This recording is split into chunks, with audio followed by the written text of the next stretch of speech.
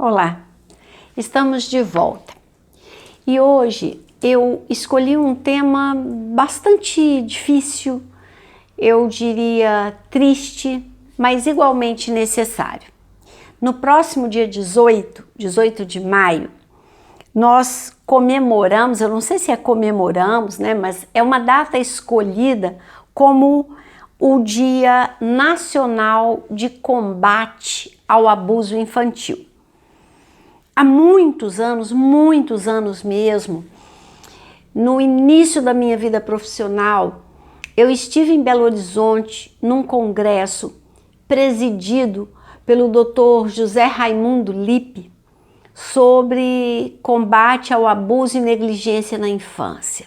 Ele tem um livro que eu tenho, A Criança Maltratada, e de lá para cá a gente vem prestando atenção a esse tema como profissionais, mas como sociedade a gente está ainda muito despreparado, muito longe do que a gente precisa para combater o abuso. Toda vez que a gente fala abuso, a tendência natural, né, o primeiro pensamento é no abuso sexual. Mas esse não é o único abuso. É claro que esse é um abuso gravíssimo, é um abuso que nos toca muito, porque ele interfere na vida afetiva, na vida relacional, naquilo que a gente constrói para nossa intimidade de adultos. É claro, é muito importante, mas não é a única coisa. Então é muito significativo que a gente amplie o pensamento. É muito necessário que a gente amplie o pensamento a respeito de abuso.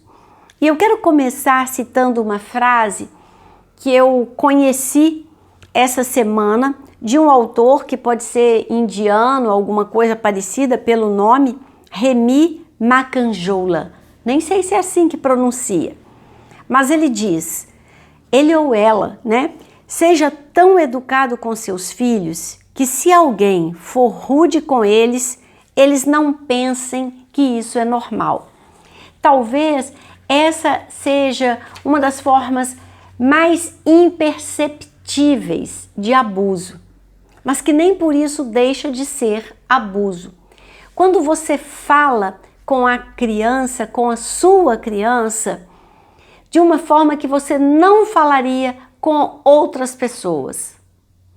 A Françoise Doutor fala que você não deve tratar, né, com as crianças, você não deve falar com as crianças de maneira diferente da que você falaria com uma visita de cerimônia. Quer dizer, quando tem uma visita de cerimônia, talvez para nós latinos seja um pouco demais, mas para ela francesa talvez seja cabível, não é? Porque quando você tem uma visita de cerimônia, você perde um pouco a espontaneidade. Não é isso que a gente deseja, mas cuidado com as palavras, cuidado com os gestos, cuidado com os olhares, porque eles dizem alguma coisa que a gente não diria a alguém que a gente considerasse importante para a gente, né? E a gente também diz em outras situações que nada, ninguém é mais importante que um filho, que uma filha para os pais. Então, se eles são tão importantes, por que a gente se descuida? Basicamente, da maneira como a gente fala com eles. Então, talvez a primeira forma e a forma mais sutil, menos perceptível de abuso seja a maneira como a gente fala, a maneira como a gente se dirige a eles, a maneira como a gente se refere a eles falando com outras pessoas. Isso é muito importante. E não impeça que seu filho ou sua filha seja quem é, porque isso também é um abuso. Exigir que a criança use uma cor que ela não gosta, Eu sou uma menina, eu fui uma menina no início dos anos 60 e nunca gostei de rosa. Eu prefiro azul. Então, você forçar, né, que a criança use alguma coisa que ela não gosta, encontre alternativas, respeite a maneira dela. É claro que não é você fazer tudo que a criança quer, mas a rigor, que diferença faz se a criança vestir rosa ou laranja? É muito curioso, porque era uma cor a que eu, na minha infância, tinha muito pouco acesso. Mas uma das minhas sobrinhas falava que a cor preferida dela era lilás. Então, por que ela tinha que usar rosa se ela preferia lilás? Por que tem que usar rosa se prefere laranja, ou azul, ou verde?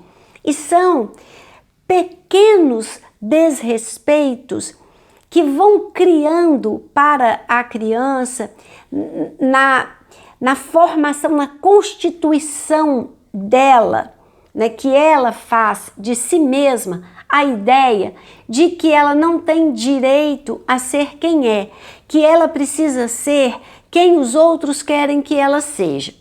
Entre esses outros que ela vai encontrar pela vida fora, existem alguns nada recomendáveis. E não ser capaz de se afirmar, não ser capaz de ser diferente daquilo que você supõe que o outro queira que você seja, é uma porta aberta para seguir caminhos que eu tenho certeza que não são os que você, pai, você, mãe, deseja. Então, comece a vida com o seu filho, ajudando o seu filho, a sua filha, a fazer escolhas, a bancar escolhas, a assumir o peso de ser um pouco diferente, mesmo que seja tão pouco, da maioria. E a gente depois, lá na adolescência, enche a boca para falar, você não é todo mundo, você não tem que ir atrás dos outros. Mas a gente foi em alguns momentos. Então a gente precisa refletir, porque são pequenos desrespeitos que podem abrir caminho para grandes abusos no futuro. E a gente não tem consciência disso. Por isso é importante falar, por isso eu estou tocando nesse assunto. Porque sem consciência, sem intenção, a gente abre porta para grandes abusos. E a gente não pode, não deve educar uma criança sem a firme intenção de prepará-la para a vida real. Não imponha tarefas, desempenho acima de suas possibilidades naquele momento. Ultimamente eu tenho, talvez pela longa história, né, trabalhando, mas ultimamente eu tenho recebido feedbacks, né, de longo prazo. Assim, lembra aquela criança que você atendeu assim, que tinha dificuldade disso, que tinha dificuldade daquilo, que você falou, calma, vamos com calma, a criança não tem que competir com nenhuma outra criança.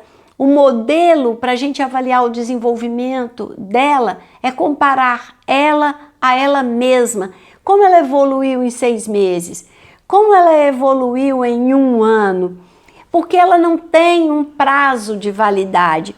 Então não exija que a sua criança siga, né, a massa, a maioria, se ela não é capaz. Ao contrário, dedique-se a ela, ajude-a a confiar em si mesma, que a tendência é que ela atualize, que ela use toda a sua potencialidade. E eu estou falando de crianças que às vezes demoram mais para ler, demoram mais para falar, demoram mais para ler, demoram mais para amadurecer alguns aspectos. Elas não estão condenadas ao fracasso, elas precisam de apoio. Então, quando você exige um desempenho que naquele momento a criança não pode ter, talvez ela desanime. E aí ela não tenha nem no futuro o desempenho que ela poderia ter. Porque ela desanimou, porque ela foi desestimulada, porque ela ouviu comentários a respeito dela que eram desanimadores. Sem intenção, sim, pode ser, eu acredito que seja, mas que tem um efeito. O efeito não depende da intenção. Então é preciso que a gente tenha esse cuidado. Não impeça que a criança evolua, cresça, aprenda o que deseja aprender, mesmo que seja muito diferente do que você imaginou, muito diferente do que você teria feito. Há um tempo atrás, eu atendia um menino e ele queria fazer aula de violão. E o pai falou, não vai fazer violão não, violão é coisa de mulherzinha, vai fazer bateria. Olha a diferença do violão para a bateria. E se ele queria violão? E aí ele não aprender nem a bateria, nem o violão, porque se ele não desenvolver uma paixão pela bateria. Eu não sei se esse pai é quem queria ser baterista e aí estava projetando. Eu não sei quem pôs na cabeça dele que violão é coisa de mulherzinha, porque um dos maiores violonistas da atualidade é um homem, o Yamandu Costa.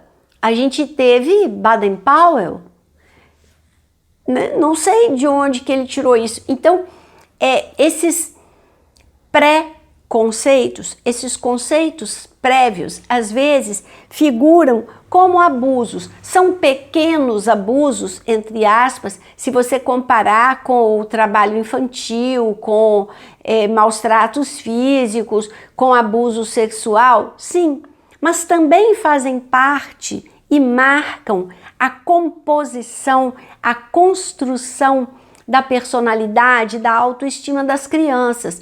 Então, se estão garantidos para nossas crianças a proteção contra esses abusos extremos, a gente já está no momento de protegê-las contra esses pequenos abusos que também são importantes. Não explore seu filho exigindo que ele cuide dos irmãos mais novos quando ele ainda precisa dos seus cuidados. Aí tem gente que arrepia quando ouve isso. Mas então um irmão não pode cuidar do outro? Claro que pode. Eu fui uma irmã cuidadora e acho que graças a isso eu desenvolvi um gosto, um afeto, uma afinidade com crianças.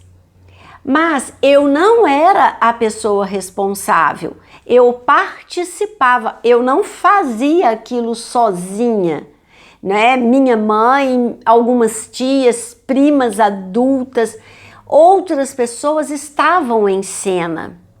Então, você desenvolver um ambiente de cooperação em família é uma coisa. Você entregar os cuidados de uma criança a uma outra criança é outra coisa. E você vai me dizer, mas e mães que precisam trabalhar para botar comida em casa e não tem creche? E como é que elas fazem? Elas deixam um bebê com uma criança de 10 anos. Sim, elas deixam, porque elas não têm opção. Mas isso é justo? Isso é bom? Há estudos sérios que dizem que nesse desamparo da infância, porque aí são todos desamparados, o de 10 e o bebê, está, né? Alguns estudiosos dizem que nesse desamparo da infância está a raiz dessa violência extrema que nós estamos vivendo. Então nós precisamos, como sociedade, lutar por creches, para que as mães, e por boas creches públicas, para que as mães não tenham que sacrificar a infância dos seus filhos, de nenhum dos seus filhos. A gente está cheio de história de gente que passou a infância cuidando de irmãos. Sim, algumas pessoas conseguiram ressignificar isso, outras não. Será que a gente precisa continuar correndo esse risco? Será que não está mais do que na hora de a gente rever esses conceitos e esses comportamentos, essa nossa atitude, ou talvez seja mais justo dizer, essa nossa falta de atitude?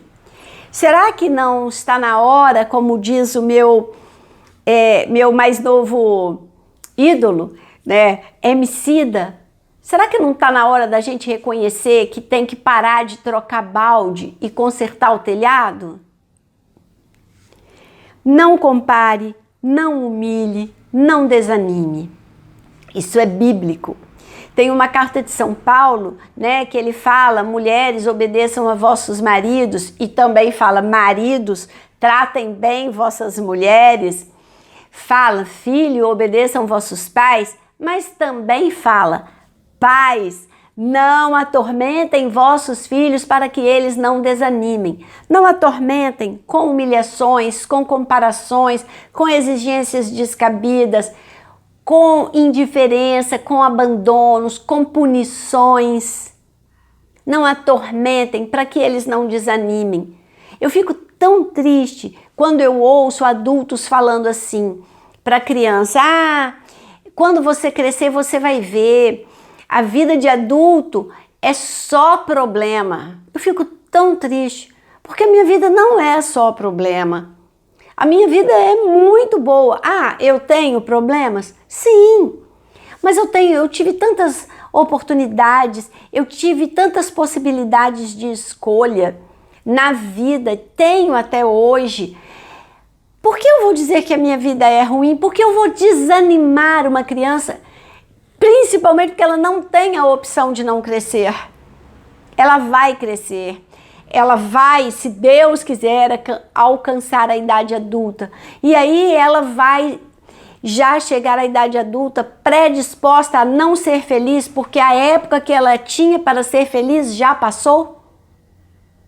Isso também é um abuso, porque é você lançar a criança a um futuro completamente sem graça, completamente sem sentido. Você está dizendo que será assim e que ela não pode fazer a opção de não ir. Muito cuidado para não falar aquilo que você não faz. Inúmeras vezes a gente vê adultos batendo em crianças porque elas bateram em outras. Eles estão batendo para dizer que elas não podem bater. Mas como assim? Né? Eu bato para dizer que é errado bater? Então é errado para ela, mas é certo para mim? Há muitos anos atrás, uns 30 anos talvez, uma mãe me procurou e ela falou: olha, eu não dou conta dessa menina, ela é muito atrevida, ela é muito respondona, ela não aceita nada, tudo ela argumenta. E eu pedi para ela me dar um exemplo. Ela falou: eu bati nela porque ela tinha batido na irmãzinha. E eu falei com ela: você não pode bater na sua irmã porque ela é pequena. E ela olhou para mim e falou: olha o seu tamanho e olha o meu, e você tá me batendo. E aí essa mãe responde o quê? Porque o argumento que ela deu não era justo, porque ela estava desmentindo o próprio argumento. Então, muito cuidado para não falar uma coisa que você não faz, porque as crianças, principalmente as crianças dos dias atuais, não engolem isso, né? Elas apontam as nossas contradições assim, ó. Elas veem e elas apontam. E é desejável que elas o façam, porque elas precisam desenvolver um pensamento crítico. E é com a gente que elas vão ensaiar. Então, a gente que rebole para ter argumentos. Esse é nosso papel, esse é nosso lugar. Mas, infelizmente, a gente também não pode deixar de falar no abuso sexual, né? Então, tem algumas dicas que são muito importantes e que a gente precisa seguir essas dicas para proteger nossos filhos e filhas. Há alguns anos atrás, quando a gente falava de abuso, era quase que exclusivamente abuso de meninas, de meninas, de pré-adolescentes. Hoje parece que é indiscriminado, né? Abuso de meninas, de meninos, de pré-adolescentes, meninas e meninos. Então, algumas dicas que a gente pode seguir para se antecipar e não deixar os nossos filhos e filhas desprotegidos. Ensine sobre partes íntimas.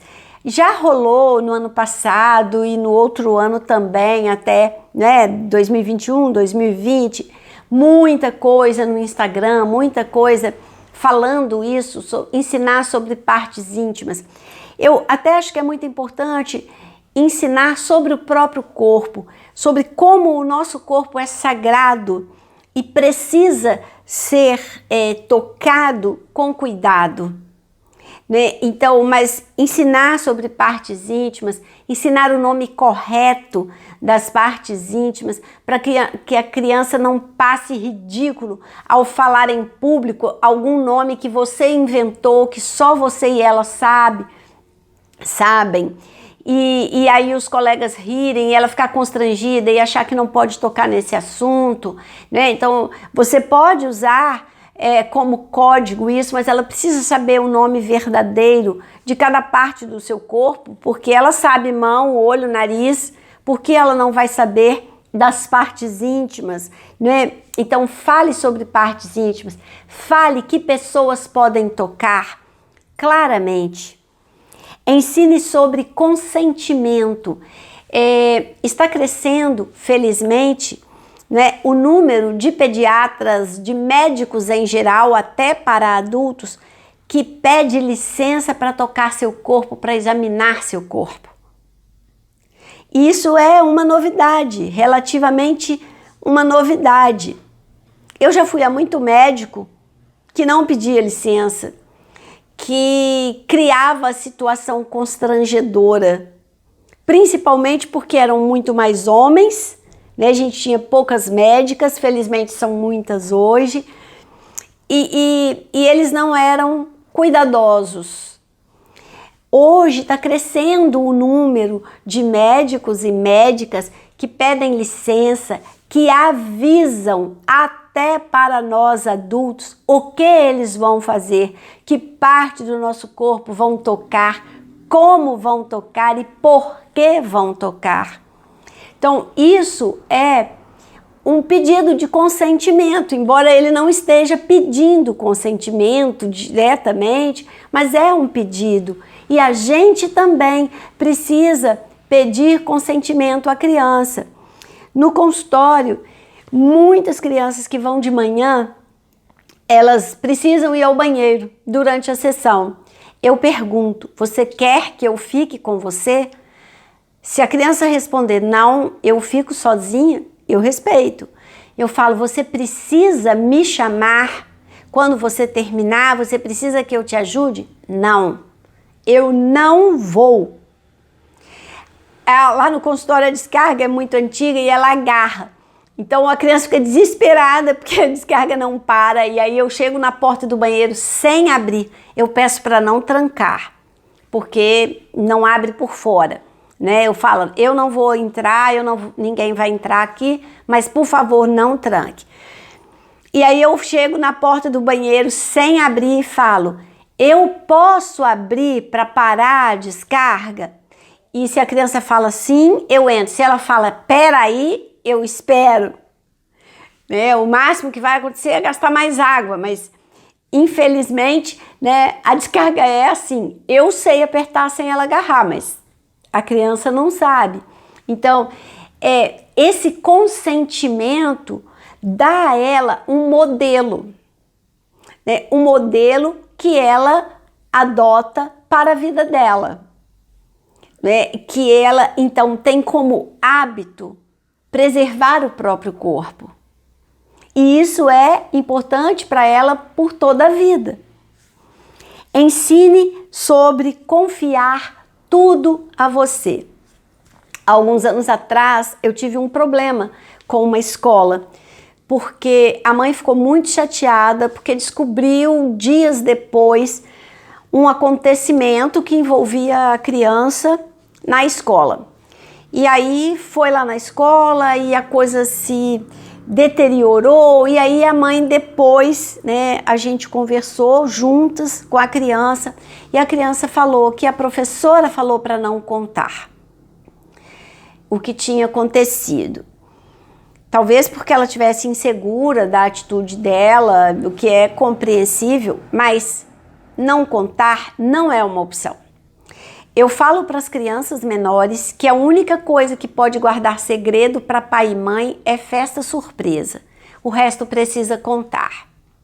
Mas, para que a criança confie em contar para você, você tem que construir essa confiança. Ela conta e você quase joga a casa no chão. Ela conta e é punida. Ela conta e você não acredita. Não espere que ela vá confiar. Você não é obrigada a concordar com o que a criança contou, mas você precisa dizer isso de uma maneira respeitosa. Você precisa dizer isso de uma maneira que reforce a confiança da criança em você. Você pode dizer para ela: eu me surpreendi com o que você fez, porque eu pensei que eu estava sendo clara na maneira de te ensinar a resolver situações desse jeito. Eu pensei que eu estava sendo clara ao te ensinar como lidar com isso. Então eu não estava. O que eu gostaria que você tivesse feito? Isso, isso e isso. Mas você não conseguiu. Eu quero que você me explique por que você não conseguiu, como você se sentiu, como eu posso te ajudar. Você não tem que concordar, porque quando a gente fala isso, conquiste a confiança, parece que a gente está falando, para muitos pais, parece que a gente está falando assim: você não pode zangar, você não pode discordar da criança, tudo que a criança fez está lindo, está ótimo. Não é isso. Você pode dizer: eu me surpreendi com essa atitude. Essa não é a melhor maneira de resolver isso. Eu gostaria que você tivesse feito dessa forma e eu pensei que eu estava sendo clara, mas eu vi que não estava. Então eu preciso ser mais clara ao ajudar você a compreender que numa situação assim, a melhor maneira de agir, de acordo com a nossa família, é assim. Porque outras famílias vão achar que está certo aquilo que eventualmente a sua criança fez. É a sua família com os seus valores que não acha certo. Então, é uma ótima oportunidade de você ensinar os seus valores. Mas pense, se você confiaria em alguém que debochasse de você, que criticasse, que humilhasse, que punisse você, caso você contasse alguma coisa que você fez e que você mesma sabia que não estava muito bom. Né? Imagina, vamos sair da questão de relacionamento, mas imagina que você está aprendendo a cozinhar e você resolve fazer uma receita um pouco mais elaborada, você segue passo a passo, você faz tudo direitinho e não fica assim uma Brastemp. Você, mesmo assim, né, entrega, serve para a pessoa, para o seu marido, para sua esposa, para sua filha, para o seu filho, para sua mãe, para o seu pai, e você é duramente criticada. Você é duramente criticado. Você faria isso de novo? Provavelmente não. Como você se sentiria se essa pessoa para quem você fez esse prato chegasse numa roda de amigos e falasse: ai, vocês precisam ver o que fulano fez. Que desastre, que coisa horrorosa. Comi por caridade. Você se sentiria bem? Claro que não. Então, por que a gente faz isso com uma criança? Por porque a criança pede para a gente não contar para ninguém e a gente conta na frente dela, para um grupo de pessoas, para a avó, para não sei quem, para não sei quem.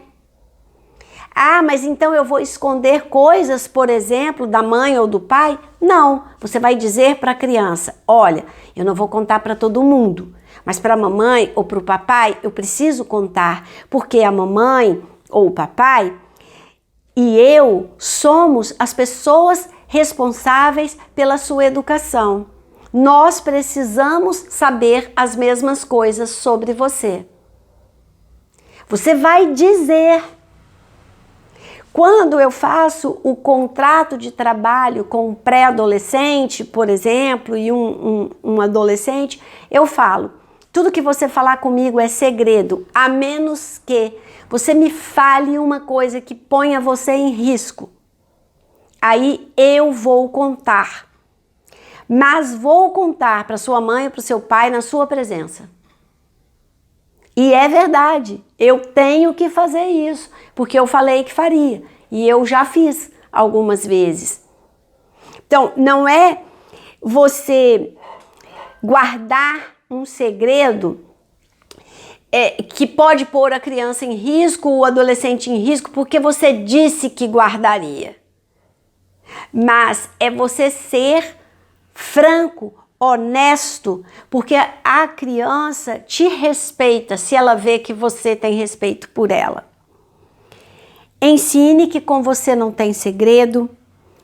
E uma coisa muito interessante, tenha contato físico com seus filhos para que ele tenha referência do que é um contato amoroso, respeitoso e o que é um contato abusivo. Uma criança que não é acariciada, que não é aconchegada, que não é abraçada, como ela vai saber que aquele abraço não é bem intencionado? Que aquele abraço está diferente de um abraço carinhoso de pai, de mãe, de avô, de avó, se ela não recebe, se ela não tem medida, se ela não tem nada com que comparar. Pais, principalmente pais homens, são pouco à vontade no contato físico, não é? Com as meninas porque tem pouca intimidade, com os meninos porque acha que isso não é coisa de homem. Sinto informar, vocês desprotegem seus filhos e filhas. Tenha contato físico para que eles conheçam um contato físico respeitoso.